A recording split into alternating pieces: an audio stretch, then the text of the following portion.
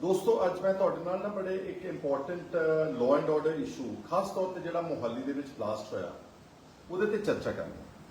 ਸਭ ਤੋਂ ਪਹਿਲਾਂ ਤਾਂ ਮੈਂ ਕਹਿਣਾ ਚਾਹੁੰਦਾ ਕਿ ਇਸ ਬਲਾਸਟ ਦੀ ਮੈਂ ਸਖਤ ਸ਼ਬਦਾਂ ਵਿੱਚ ਨਿੰਦਿਆ ਕਰਦਾ ਹਾਂ ਔਰ ਜਿਨ੍ਹਾਂ ਲੋਕਾਂ ਨੇ ਵੀ ਕੀਤਾ ਕਿਸੇ ਸ਼ਰਾਰਤੀ ਅੰਸਰ ਨੇ ਕੀਤਾ, ਕਿਸੇ ਡੀਪ ਸਟੇਟ ਏਜੰਸੀ ਨੇ ਕੀਤਾ, ਕਿਸੇ ਪਾਕਿਸਤਾਨ ਦੀ ਏਜੰਸੀ ਨੇ ਕੀਤਾ, ਇਹ ਨਿੰਦਣਯੋਗ ਹੈ ਔਰ ਉਹਨਾਂ ਲੋਕਾਂ ਨੂੰ ਬਣਦੀ ਸਜ਼ਾ ਮਿਲਣੀ ਚਾਹੀਦੀ।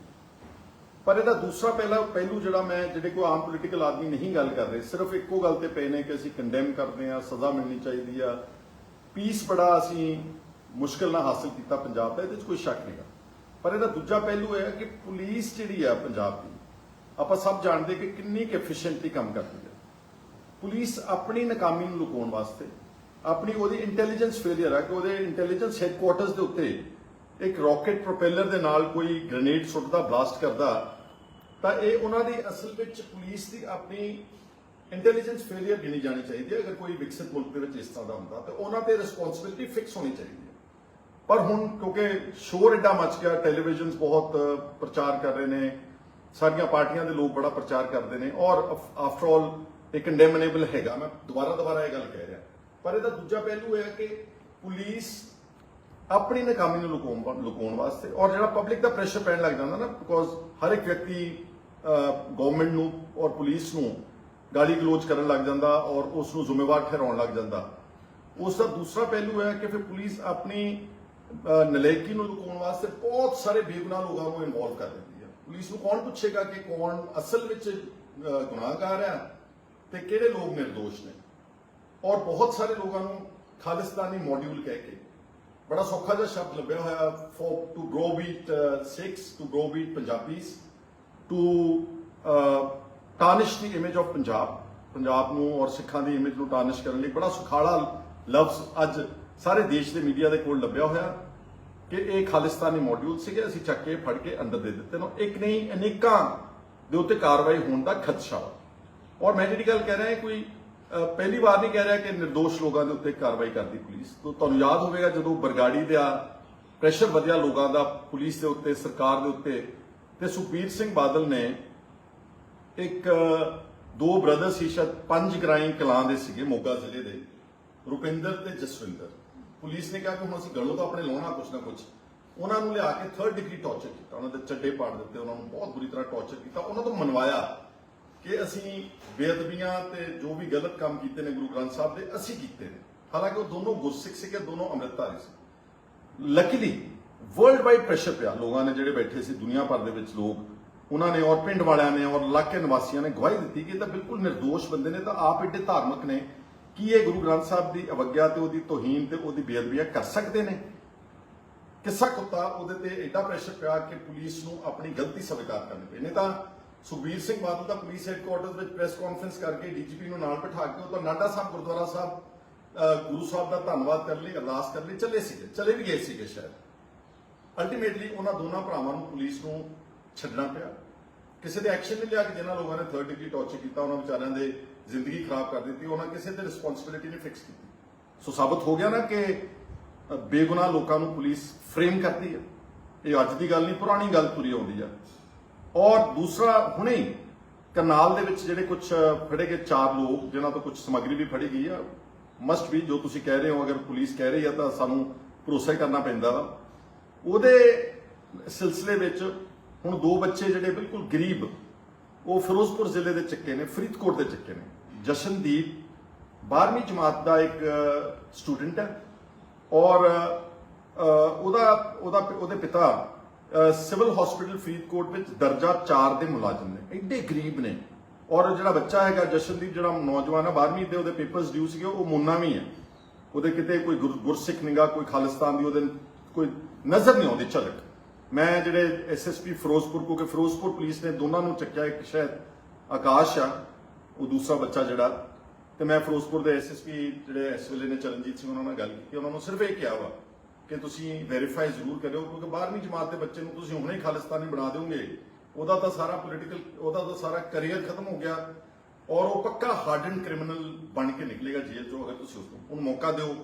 ਉਹਦੀਆਂ ਪੰਚਾਇਤਾਂ, ਉਹਦੇ ਪੇਰੈਂਟਸ ਨੂੰ ਬੁਲਾ ਕੇ ਉਹਨਾਂ ਨੂੰ ਕਰੋ। ਉਹਨਾਂ ਨੇ ਮੈਨੂੰ ਯਕੀਨ ਦਵਾਇਆ ਕਿ ਅਸੀਂ ਉਹਦੇ ਪੇਰੈਂਟਸ ਨੂੰ ਔਰ ਉਹਦੇ ਇਲਾਕੇ ਦੇ ਲੋਕਾਂ ਨੂੰ ਜਿਹੜੇ ਮੋਤਬਾਰ ਸੱਜਣ ਨੇ ਉਹਨਾਂ ਨੂੰ ਸੱਦ ਕੇ ਅਸੀਂ ਪੜਤਾਲ ਕਰਾਂਗੇ ਔਰ ਕੋਸ਼ਿਸ਼ ਕਰਾਂਗੇ।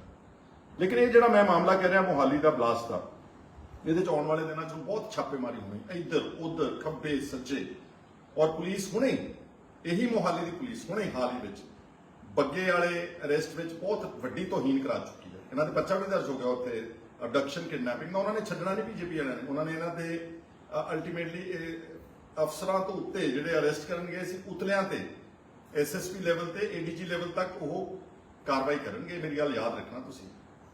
ਔਰ ਹੁਣੇ ਇੱਕ ਹੁਸ਼ਿਆਰਪੁਰ ਦਾ ਇੱਕ ਨੌਜਵਾਨ ਹਰਨੂਰ ਸਿੰਘ, ਉਹਨੂੰ ਵੀ ਪੁਲਿਸ ਨੇ ਚੱਕਿਆ ਦਾ ਕੋਟੇ ਤੋਂ ਰਾਜਸਥਾਨ ਤੋਂ, ਤੇ ਉਹਦੀ ਗ੍ਰਿਫਤਾਰੀ ਸ਼ੁਰੂ ਕੀਤੀ ਹੁਸ਼ਿਆਰਪੁਰ ਤੋਂ ਐਨਡੀਪੀਐਸ ਐਕਟ ਵਿੱਚ। ਕਾਫੀ ਵੱਡੀ ਮਾਤਰਾ 'ਚ ਉਹਦੇ ਤੇ ਡਰੱਗਸ ਪਾਏ ਨੇ, ਤੇ ਉਹਨਾਂ ਨੇ ਰਾਜਸਥਾਨ ਪੁਲਿਸ ਨੇ ਜਦੋਂ ਸੀਸੀਟੀਵੀ ਫੁਟੇਜ ਦੇਖੀ ਕੋਟਾ ਦੀ, ਔਰ ਉੱਥੇ ਰਾਜਸਥਾਨ ਦੇ ਜਿੱਥੇ ਉਹ ਨਾਕਿਆਂ ਤੋਂ ਲੰਘੇ, ਟੋਲ ਪਲਾਜ਼ਾਸ ਤੋਂ ਲੰਘੇ, ਜਿਹੜੇ ਹੋਟਲ 'ਚ ਢਾਬੇ ਤੇ ਖਾਣਾ ਖਾਧਾ, ਉਹ ਸਾਰੀ ਫੁਟੇਜ ਨੂੰ ਦੇਖ ਕੇ ਉਹਨਾਂ ਨੇ ਦੇਖਿਆ, ਉਹਨਾਂ ਦੇ ਪੇਰੈਂਟਸ ਨੇ ਉੱਥੇ ਸ਼ਿਕਾਇਤ ਕੀਤੀ ਕਿ ਸਾਡੇ ਨੌਜਵਾਨ ਬੱਚੇ ਨੂੰ ਹਰਨੂਰ ਨੂੰ ਅਗਵਾ ਕਰ ਲਿਆ ਕੁਝ ਲੋਕਾਂ ਨੇ ਪਲੇਨ ਕੱਪੜਿਆਂ 'ਚ।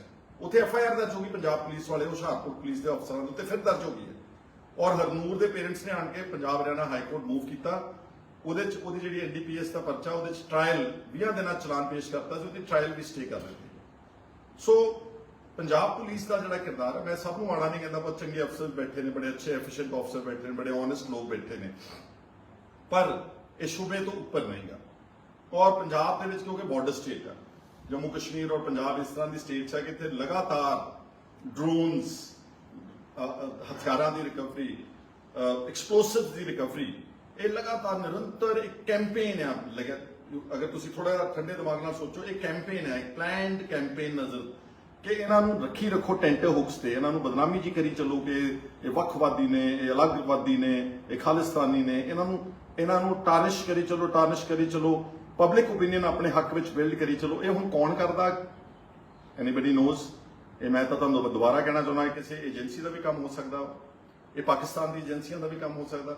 ਪਰ ਮੈਨੂੰ ਹੈਰਾਨਗੀ ਹੈ ਕਿ ਬਾਰਡਰ ਤਾਂ ਹੁਣ ਰਾਜਸਥਾਨ ਨਾਲ ਵੀ ਲੱਗਦਾ ਵਾ, ਗੁਜਰਾਤ ਨਾਲ ਵੀ ਲੱਗਦਾ ਵਾ, ਤੇ ਇਕੱਲੇ ਪੰਜਾਬ ਨੂੰ ਸਿੰਗਲ ਆਊਟ ਕਰਕੇ ਲਗਾਤਾਰ ਪੰਜਾਬ ਦੇ ਵਿੱਚ ਕੋਈ ਵੱਖਵਾਦੀ ਲਹਿਰ ਚੱਲ ਰਹੀ ਹੈ। ਮੈਂ ਨਹੀਂ ਮੰਨਣ ਨੂੰ ਤਿਆਰ ਕਿ ਪੰਜਾਬ ਦੇ ਲੋਕ ਕੋਈ ਇਸ ਢੰਗ ਦੇ ਨਾਲ ਬਗਾਵਤ ਦੇ ਮੂਡ ਵਿੱਚ ਹਨ। ਹਾਂ, ਆਰਥਿਕ ਤੌਰ ਤੇ ਕਿਸਾਨਾਂ ਨੇ ਬਹੁਤ ਵੱਡਾ ਅੰਦੋਲਨ ਕੀਤਾ। ਉਹ ਸਾਡਾ ਅੰਦੋਲਨ, ਸਾਡਾ ਗੁੱਸਾ, ਉਹ ਜੋ ਵੀ ਕੇਂਦਰ ਦੀਆਂ ਸਰਕਾਰਾਂ ਜਾਂ ਲੋਕਲ ਸਰਕਾਰਾਂ ਜੋ ਜਦੋਂ ਤੁਹਾਡੀਆਂ ਹੱਕੀ ਮੰਗਾਂ ਨਹੀਂ ਮੰਨਦੀਆਂ, ਤਾਂ ਫਿਰ ਪੰਜਾਬ ਦੇ ਲੋਕ ਇਹ ਗੱਲ ਆਪਣਾ ਗਿਲਾ ਕੱਢਣ ਤੇ ਗੁੱਸਾ ਕਰਨ ਦੇ ਵਿੱਚ ਉਹ ਤੁਹਾਨੂੰ ਪਤਾ ਕਿ ਕੋਈ ਕਸਰ ਨਹੀਂ ਛੱਡਦੇ। ਪਰ ਇਹ ਜਿਹੜਾ ਮੋਹਾਲੀ ਬਲਾਸਟ ਆ, ਆਈ ਹੋਪ ਮੇਰੇ ਭਗਵੰਤ ਮਾਨ ਨੂੰ ਬਹੁਤ ਕਿਉਂਕਿ ਜਦੋਂ ਮੈਂ ਕੋਈ ਗੱਲ ਕਹਿੰਦਾ ਹੁੰਦਾ, ਕੋਈ ਐਵੇਂ ਫਰਜ਼ੀ ਗੱਲ ਨਹੀਂ ਗੀ। ਮੇਰੀ ਭਗਵੰਤ ਮਾਨ ਨੂੰ ਅਪੀਲ ਆ, ਸਰਕਾਰ ਨੂੰ ਅਪੀਲ ਆ ਕਿ ਕਿਸੇ ਵੀ ਨੌਜਵਾਨ ਨੂੰ ਚੱਕਣ ਤੋਂ ਪਹਿਲਾਂ ਪਲੀਜ਼ ਵੈਰੀਫਾਈ, ਇੱਕ ਵਾਰੀ 10 ਵਾਰੀ ਉਹਨੂੰ ਟੌਰਚਰ ਕਰਨ ਤੋਂ ਪਹਿਲਾਂ ਪਲੀਜ਼ ਵੈਰੀਫਾਈ ਕਿ ਵਾਕਈ ਹੀ ਲੋਕ ਗੁਨਾਹਗਾਰ ਨੇ, ਕਿ ਵਾਕਈ ਇਹਨਾਂ ਨੇ ਬਲਾਸਟ ਕੀਤਾ ਵਾ। ਕਿਉਂਕਿ ਮੈਨੂੰ ਯਾਦ ਆ ਚੰਗੀ ਤਰ੍ਹਾਂ ਨਾਲ, ਇੱਕ ਨਵਾਂ ਸ਼ਹਿਰ ਵਿੱਚ ਨਾ ਇੱਕ ਟ੍ਰਾਇਲ ਹੋਈ ਆ, ਰਵਿੰਦਰ ਸਿੰਘ ਸਮੇਤ 4 ਬੱਚੇ, ਉਹਨਾਂ ਨੂੰ ਸੈਸ਼ਨ ਜੱਜ ਨਵਾਂ ਸ਼ਹਿਰ ਨੇ ਉਮਰ ਕੈਦ ਕੀਤੀ ਹੋਈ ਆ। ਅੱਜ ਤੋਂ 3-4 ਸਾਲ ਪੁਰਾਣੀ ਗੱਲ ਹੈਗੀ ਆ। ਉਮਰ ਕੈਦ ਕਰਤੀ just for having literature, just literature. ਭਾਈ ਰਣਧੀਰ ਸਿੰਘ, ਉਹ ਵੀ ਜਿਹੜੇ ਫਰੀडम ਫਾਈਟਰ ਸੀ, ਜਿਨ੍ਹਾਂ ਨੇ ਜੇਲ੍ਹ 'ਚ ਬੈਠੇ ਚਿੱਠੀਆਂ ਲਿਖੀਆਂ, ਉਹਦਾ ਹਵਾਲਾ ਦੇ ਕੇ ਪੁਲਿਸ ਨੇ ਇਹ ਵੀ ਨਹੀਂ ਬੌਦਰ ਕੀਤਾ, ਕੋਰਟ ਨੇ ਵੀ ਬੌਦਰ ਨਹੀਂ ਕੀਤਾ ਕਿ ਇੱਕ ਫਰੀडम ਫਾਈਟਰ ਦੀ ਲਿਟਰੇਚਰ ਰੱਖਣ ਦੇ ਆਧਾਰ ਦੇ ਉੱਤੇ, ਜਾਂ ਕੁਝ ਚਲੋ ਹੋਰ ਕਿਤਾਬਾਂ ਰੱਖੀਆਂ ਹੋਣਗੀਆਂ ਕੁਝ ਇਸ ਤਰ੍ਹਾਂ ਦੀਆਂ, ਉਹਨਾਂ ਨੂੰ ਸਿਰਫ ਲਿਟਰੇਚਰ ਰੱਖਣ ਦੇ ਆਧਾਰ ਦੇ ਉੱਤੇ ਉਮਰ ਕੈਦ, ਲਾਈਫ ਸੈਂਟੈਂਸ। ਉਹ ਅੰਦਰ ਨੇ ਬੱਚੇ 4। ਉਹਨਾਂ ਨੇ ਆਪਣੀ ਹਾਈ ਕੋਰਟ ਵਿੱਚ ਅਪੀਲ ਪਾਈ, ਪਰ ਹਾਈ ਕੋਰਟ ਹੁਣ ਕਦੋਂ ਸੁਣੂ ਉਹਨਾਂ ਦੀ ਅਪੀਲ, ਕਦੋਂ ਉਹਨਾਂ ਨੂੰ ਇਨਸਾਫ ਮਿਲੇਗਾ, ਇਹ ਰੱਬ ਹੀ ਜਾਣਦਾ। ਕਿਉਂਕਿ ਸਾਰੇ ਬੱਗੇ ਜਿੱਡੇ ਤਾਕਤਵਰ ਨਹੀਂ ਹੈ ਕਿ ਹਾਈ ਕੋਰਟ ਨੂੰ ਰਾਤ ਨੂੰ ਵੀ ਖੁਲਵਾ ਲੈਣ। ਇਹ ਸਿਰਫ ਬੱਗਾ ਟਾਈਪ ਲੋਕਾਂ ਦੇ ਵਿੱਚ ਪਾਵਰ ਹੈਗੀ ਆ। ਤੁਸੀਂ ਸਮਝਦੇ ਕਿ ਉਹਦੇ ਪਾਵਰ ਪਿੱਛੇ ਕੌਣ ਪਾਵਰ ਇਸਤੇਮਾਲ ਕਰ ਰਿਹਾ।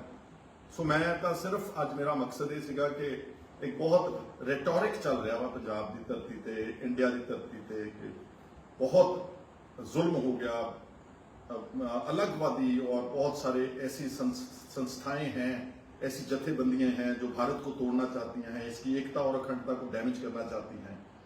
उनके खिलाफ कार्रवाई होनी चाहिए, जरूर कार्रवाई होनी चाहिए, पर कार्रवाई should be on merit, should be fair, should not be with vengeance. और ये ना हो कि पुलिस सिर्फ अपनी जान बचाने वास्ते, क्योंकि हम बढ़ रहा प्रेशर लगातार, सारे इस उत्ते फोकस कर रहे टेलीविजन चैनल मीडिया, अपनी जान बचाने लिए कुछ निर्दोष व्यक्तियों को ਕੁੱਟ ਕੇ 3rd ਡਿਗਰੀ ਟੌਰਚਰ ਕਰਕੇ ਮਨਾ ਲੈਣ ਕਿ ਹਾਂ ਇਹ ਬਲਾਸਟ ਅਸੀਂ ਕੀਤਾ। ਇਹ ਨਾ ਤਾਂ ਦੇਸ਼ ਦੇ ਹਿੱਤ ਵਿੱਚ ਹੈ, ਨਾ ਪੰਜਾਬ ਦੇ ਹਿੱਤ ਵਿੱਚ ਹੈ, ਨਾ ਪੁਲਿਸ ਦੇ ਹਿੱਤ ਵਿੱਚ ਹੈ, ਤੇ ਨਾ ਭਗਵੰਤ ਸਿੰਘ ਮਾਨ ਤੁਹਾਡੇ ਹਿੱਤ ਵਿੱਚ ਹੈ। ਉਮੀਦ ਇਹੀ ਰੱਖਦਾ ਕਿ ਫੇਅਰਲੀ ਤੁਸੀਂ ਡੀਲ ਕਰੋਗੇ। ਆਪ ਇੰਡਲਜ ਕਰੋ, you are the home minister also. ਆਪ ਵੈਰੀਫਾਈ ਕਰੋ, ਕੋਈ ਕਿ ਛੋਟਾ ਮੋਟਾ ਮਸਲਾ ਨਹੀਂ ਹੈ, ਬੜਾ ਸੈਂਸੇਸ਼ਨਲ, ਬੜਾ ਇੰਪੋਰਟੈਂਟ ਇਸ਼ੂ ਆ ਆਪਣੀ ਸਟੇਟ ਦੇ ਨਾਲ ਤੁਲਕ ਰੱਖਣ ਵਾਲਾ। ਉਮੀਦ ਕਰਦਾ ਕਿ ਤੁਸੀਂ ਇਸ ਤੇ ਗੌਰ ਕਰੋਗੇ, ਔਰ ਜੇ ਤੁਹਾਨੂੰ ਠੀਕ ਲੱਗਦਾ ਕਿ ਮੈਂ ਕੁਝ ਗੱਲਾਂ ਕੀਤੀਆਂ ਇਹਨੂੰ ਸ਼ੇਅਰ ਵੀ ਕਰੋ ਤਾਂ ਕਿ ਇਹ ਪਾਵਰ ਆਫ ਕੋਰੀਡੋਰਸ ਵਿੱਚ ਇਹ ਵੀਡੀਓ ਪਹੁੰਚ ਸਕੇ। ਤੁਹਾਡਾ ਸਾਰਿਆਂ ਦਾ ਬਹੁਤ ਬਹੁਤ ਸ਼ੁਕਰੀਆ, ਧੰਨਵਾਦ।